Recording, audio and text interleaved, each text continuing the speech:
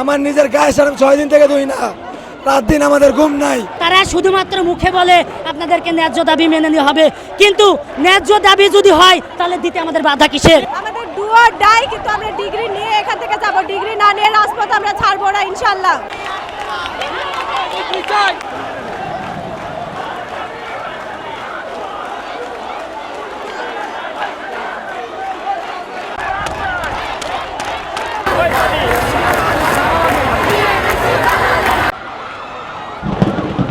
আমাদের একটাই দাবি যে আমাদের ডিপ্লোমা এন্ড মিডওয়াইফারি এই কোর্সটাকে ডিগ্রি সমমান করতে হবে। আমরা এসএসসি কমপ্লিট করি, এইচএসসি কমপ্লিট করি, তারপর একটা অ্যাডমিশনের মাধ্যমে আমরা নার্সিং এ আসি।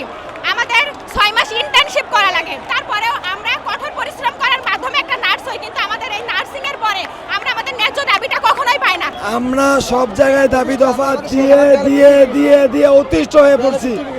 আমাদের দেয়ালে পিঠ থেকে যাওয়ার পর আমরা এখানে অবস্থান করেছি বাধ্য হয়ে। আমার নিজের গায়ে সারাম 6 দিন থেকে ধুই না, রাত দিন আমাদের ঘুম নাই। একনল হ্যান্ড ওয়াশ 100% প্যারাবেন ফ্রি, তাই নিরাপদ হাতের জন্য আস্থা রাখুন একনলে। আমরা একাধিকবার স্মারকলিপি দিয়েছি, বিএনএমসি, ডিজিএনএম, স্বাস্থ্য অধিদপ্তরকে একাধিকবার ইনভলভ করেছি যে আমাদের দাবি মেনে নেওয়া হোক।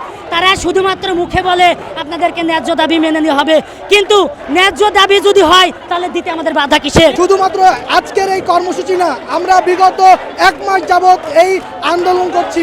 আমরা বিভাগীয় করছি, আমরা জেলা করছি, আমরা না পেরে শহীদ মিনারে যাচ্ছি, তারপর এই শাহবাগে আমরা অবস্থান কর্মসূচি করছি। আমাদের ডু অর ডাই, কিন্তু আমরা ডিগ্রি নিয়ে এখান থেকে যাব, ডিগ্রি না নিয়ে রাজপথ আমরা ছাড়বো না ইনশাআল্লাহ।